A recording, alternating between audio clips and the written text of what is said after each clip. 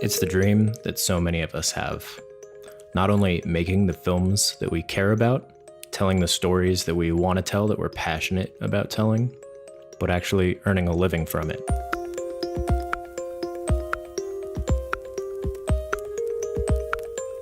For the majority of film history, there was really only one way to achieve this goal. You had to make a great film, take it to prestigious film festivals, have a distribution company pick up the rights, and enjoy yourself a nice payday. And then you'd start all over. Perhaps to your surprise, today's episode of the Filmmaker Freedom podcast won't cover that strategy at all. Because the hard truth is that it won't work for the vast majority of people, even if they're talented filmmakers, even if they make great work consistently. I know it sucks to hear that, but we really need to start busting some of these broken paradigms where success is nothing more than a statistical anomaly. Don't believe me? Here's the lowdown that you probably won't hear from a lot of other indie film blogs and podcasts. No matter how good you are at making films, this outcome of getting into a prestigious festival and having a reputable distribution company send you off into the sunset with a fat check is about as likely as winning the lottery. Just for instance here, about 14,000 films were submitted to Sundance in 2017, or for the 2017 festival.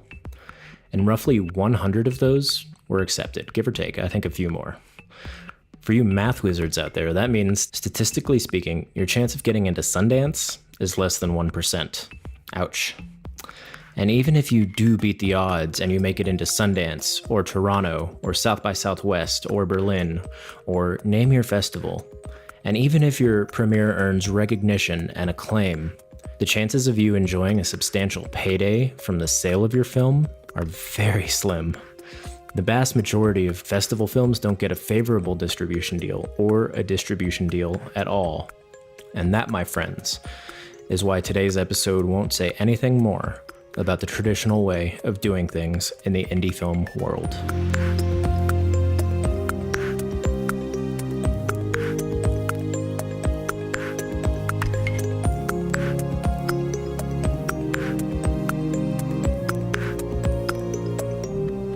So if that's the case, then what is this episode all about? In one word, it's about having an audience. But more specifically, it's about cutting out the middlemen and about taking your films directly to your fans.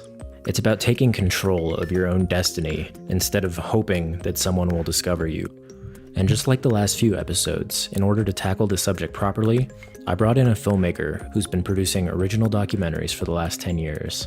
And who's been providing for himself and his family by distributing them himself. And in today's episode, he's going to share exactly how he did it.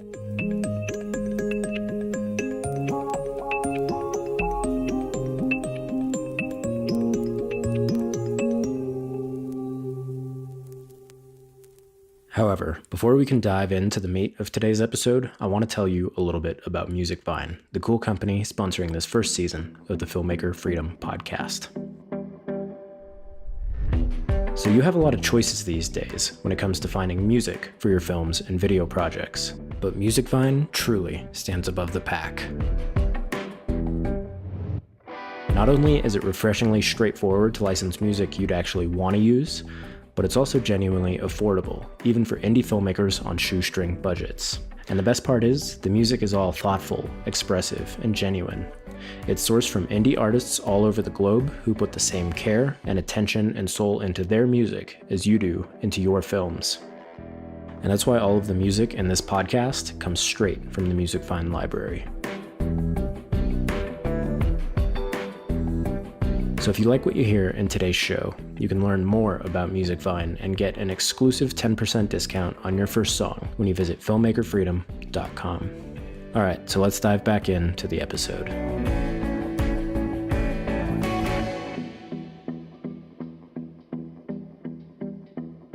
I've adopted, this idea that I'm in control of the outcome. I control the sales and I'm not in a hope mentality.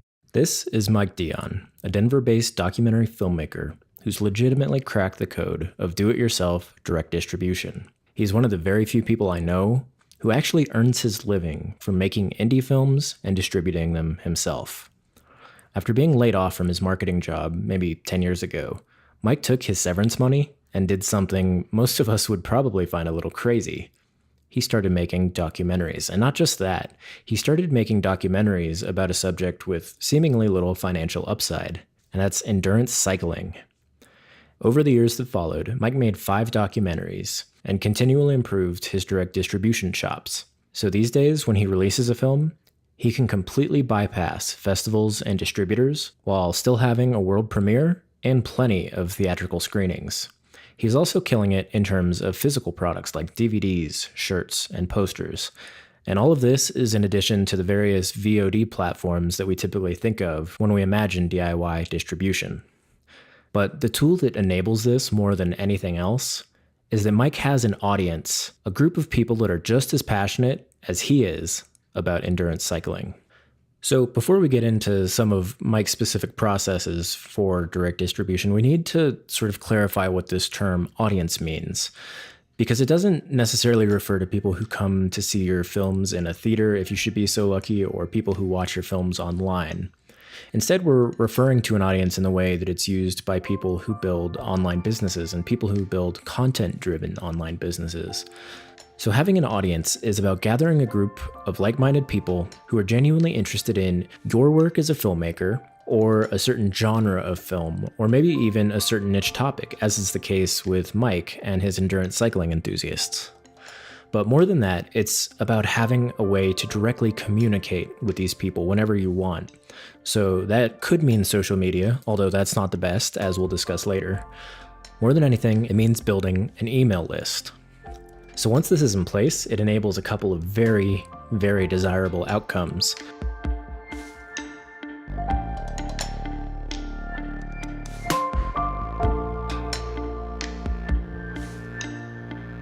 The most desirable of the bunch is that you're able to sell your films plus merchandise and other related products directly to your audience without any middlemen, and you end up making the lion's share of the profits.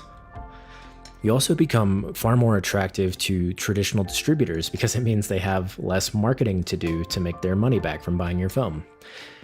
On top of that, finding investors for future projects becomes so much easier because you can make a stronger, more believable, and more truthful case for why your film will actually make money when so many others fail to do so. In addition to that, crowdfunding becomes easier because you already have a direct relationship with the people who love your work and who want to see you succeed. And on top of all that, you can start generating income through other ways like Patreon, and just generally speaking, having an audience opens you up to all sorts of unforeseen opportunities that you'd never have otherwise. Basically, building and cultivating and nurturing your audience is one of the absolute best things that you can do for your film career, especially if you want to make a living from your original work. But now you're probably thinking, cool, but how do we go about building such an audience? And I'm glad you asked, because there's a relatively simple process that I like to teach in my course that should make this task of building an audience a bit more straightforward. It works like this. Step 1, decide what kind of films you want to make, and then figure out what kind of audience watches those films. Step 2, produce good, topical content consistently that will be entertaining and engaging for that specific audience. Step 3, share your content directly in the places that your intended audience hangs out online. Step 4, build systems to convert the people who consume your content into audience members. Basically, you want to find a way to use this content to get people on your email list. And then step 5, you can refine it, repeat it, and you need to do it consistently over time, and it will build up and turn into something much bigger. There are a few somewhat confusing aspects of this, and one of the big ones that filmmakers get hung up on is this idea of content. What does it mean to create content? So that's something that I asked Mike to elaborate on, and here's what he told me. We all, every single person who has an audience now, well, at one point, they started at 0, right? So it's I don't know that there's any magic bullet to it other than just consistency in putting your work out there and your message out there and yourself out there. But I think, you just on a daily basis, just, it's content. I think audience engagement just comes down to, you're a storyteller. Well, tell stories and just tell some kind of story on a daily basis. That story could be a 140 character tweet. It could be an image. It could be a full-blown post. But I think as an artist and someone who has something to say and or a story to say, you're doing interesting things. We have cameras, we have movie sets, we have actors, we have editing studios. So, on a daily basis, there's got to be something that you can put out to the world that's going to start a conversation. And then I think that's the key thing is just that engagement is a conversation. It isn't always push. It's back and forth. If you want to start building an audience, well, you got to communicate with those people. And you can do that on social media platforms, your phone. And then once your film is actually done and out there, as you are, in festivals or in theatrical screenings, well, now you've got face-to-face time, and that is important. That's super key is having conversations, letting these fans and people know, like, and trust you and get a deeper sense of who you are and what you're about. But just that mentality of, hey, every day I'm going to try to reach one new person, one new audience member that is going to kind of figure out, what I'm about and what I'm doing, and can I kind of build a conversation with them and get to know them and recognize them. Now, once you've got the content part of the strategy down, it's time to start thinking about how you can turn the people viewing your content and engaging with your content into email subscribers and bringing them on to your email list. Now, I can already hear you groaning, saying, "Oh, it's 2017, Rob. Who uses email for anything anymore?" And frankly, the answer to that is everybody. But there's actually a few more reasons why you want to use an email list as opposed to Facebook page likes or YouTube subscribers or Instagram followers as your primary means of communicating with people. Here's what Mike has to say about that. It's true because you own the email list in essence. So if someone has given you their email, whether it be a newsletter on a website or because they've purchased something from you at some point, or a few other ways that someone has entrusted their email to you, you own that email. You now own that conversation to that person. It's like having someone's phone number. Now that you have it, you can, in essence, ring them up or start a conversation with them. And you're right, a Facebook like, what the heck is a Facebook like, right? Or an Instagram follower. What happens, granted this is unlikely at this stage of the game, but what happens, when Instagram goes away or your account gets shut down and everything just disappears? So assuming you're on board with using email as your primary tool for communicating with your audience, and again, you really should be, because it's been shown that when it comes time to sell your work or sell anything or ask for anything from your audience, email converts at 40 times the rate of social media. Not 40% more, but 40 times more, which is just staggering. So regardless, I'll get off my email soapbox here. So provided that you're invested in email, the question then becomes, how do I get people onto my list? Now, there are a lot of different philosophies about that question, and some of them are borderline unethical, but the one that I use and that I recommend for filmmakers more than any other is simply this. Make your email list a valuable place to be, and then use your content as a means to tell people that your list is a valuable place to be. So if your audience is in some sort of niche like horror, for instance, you could use your email list as a curated weekly horror newsletter where you dive into all things horror filmmaking, where you curate other horror films, where you share interviews with directors or anything like that. The idea is that you create something in your emails each week that a horror fan would actually want to read. And by way of doing this, you actually show yourself to be an expert in horror, as an authority in horror. And And you can also use this as an opportunity to keep people updated on the progress of your own films and so on and so forth. Now, the second piece of that puzzle on telling people about the value of being on your email list is a little bit trickier. And I don't want to tell you exactly what to do because it may or may not be against the rules of wherever you're trying to share the content. So more than anything, you want to be creative with it, and you really want to be engaged in the communities where you're sharing this stuff. But here's just a little example. If your content includes videos, you could include a little title card at the end that says, if you want a kick-ass weekly horror newsletter with lots of curated fun stuff, just go to this URL and sign yourself up. A lot of people will feel sort of spammy about telling people about their newsletter. But the thing is, if your newsletter is genuinely a valuable place to be, if horror fans will be thrilled to death about the content that you send to them each week, then it's your duty to tell people about it, because it's something that could very well make their life better. And if they sign up and they don't like it, they can unsubscribe. Anyhow, here's Mike again to talk a little bit more about this idea of using email well to build relationships with your audience instead of just bombarding them with new offers.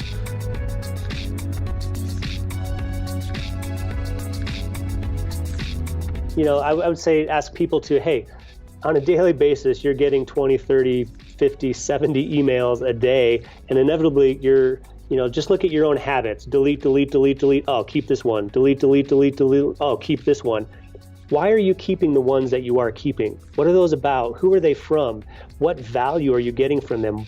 Why isn't that email an automatic delete? What's going on in there? Do you like this? So that's, I think, something to think about. And don't be afraid to say, hey, reply to this email and let me know what you think, or ask questions in the email. And then you're like, oh my God, I don't have time to reply to, what if I get 50 emails? Well, dude, this is what it's about. Reply to those 50 people, right?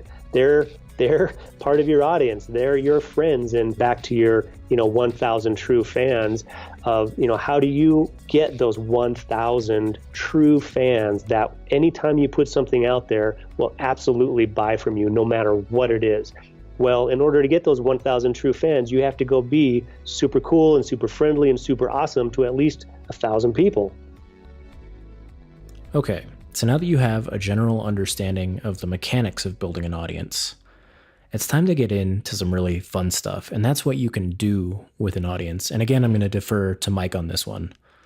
Now, obviously, he sells his films and his merch directly to his audience, both on his website and on VOD platforms, and he's also used it to run successful Kickstarters and things like that. But one of the coolest things that Mike does with his films is what he calls the worldwide premiere, where he essentially live streams the world premiere of his film for anyone who buys a ticket. It's really clever and creative, but I will let him describe the process. Here's Mike.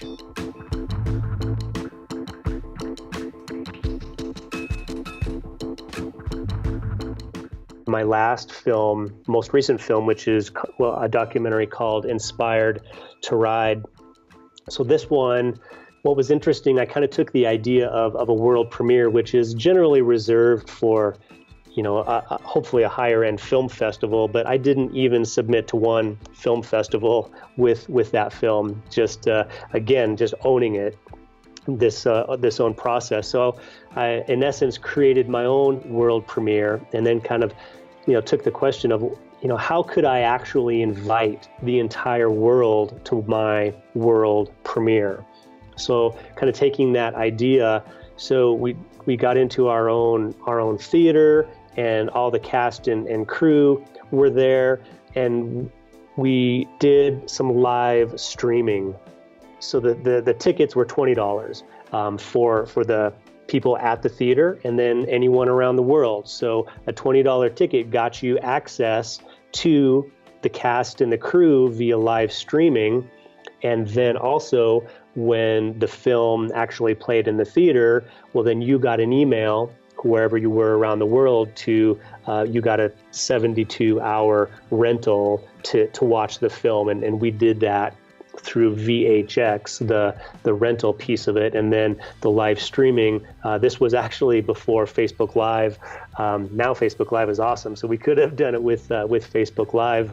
So we had people from like 44 different countries attend our world premiere. So the buzz was really big. And then of course, we had everything in place where people could pre-order the film and purchase bundles with signed movie posters from the cast and crew, and then continued to do some more theatrical screenings in a 2 or 3 state sort of area. I live in Denver, Colorado. So while the cast and crew were here, we hit 2 or 3 other states over the course of 9 days and did another 7 screenings. So really took the idea of a film festival and the buzz of it and just, ran with it. So I think I'm going to digress a little bit. I think so often, we'll get into a film festival and create a lot of buzz around our project, and then the film festival is over, and then the buzz around your project dies. And if your film now comes out 9 months later,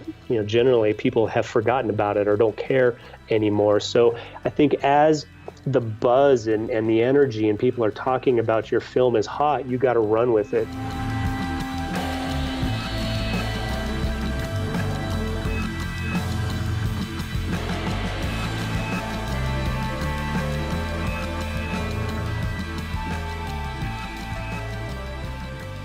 All right, friend, that's a wrap on today's episode about how to make a living with your original films, and more specifically, how to do it outside of the traditional ways of doing things, where you need to rely on gatekeepers and festivals and distributors to actively pick and choose you.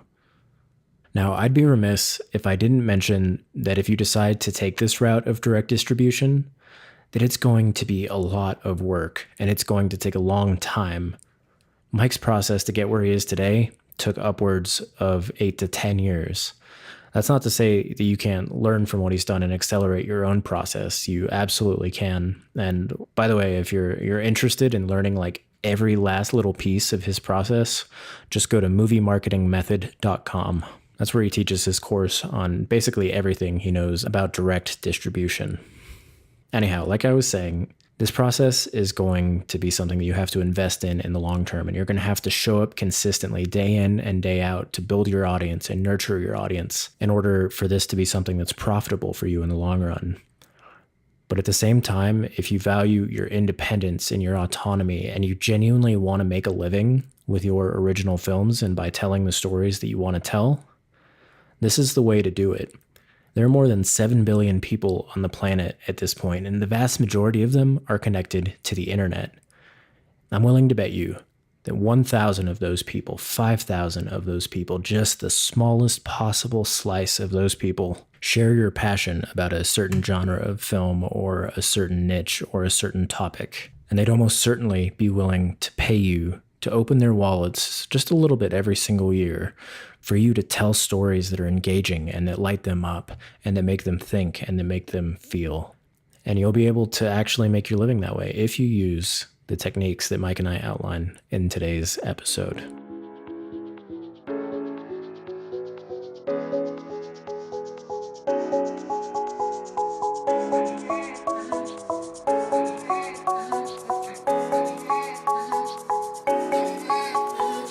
So that's all I've got for you. If you want a little bit more bonus material and you want to hear Mike's thoughts on how to distribute physical products like DVDs, Blu-rays, t-shirts, etc., head to filmmakerfreedom.com/6 and you'll be able to hear an extra chunk of the interview where Mike dives into some really detailed stuff about this. Anyhow, I hope you enjoyed today's episode and found it useful. And more than anything, I hope you take the leap and start building an audience of your very own as quickly as you can, because it'll pay off big time in the long run.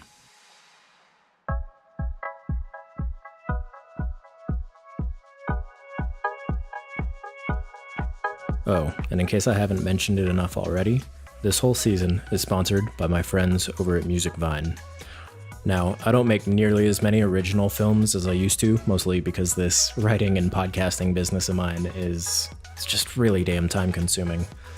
But if I did, and once I'm back to it, because I definitely plan on getting back to it, Music Vine is going to be my go-to source for high quality music that I actually want to use, and best of all, that I can actually afford, because let's be honest, a lot of the premium licensing sites, the prices can get out of hand really fast. So if you want to take Musicvine for a spin, just head over to filmmakerfreedom.com and click on the link over to their site, and it'll automatically give you 10% off your first song. Thanks again for listening, and I'll catch you in the next episode. Peace.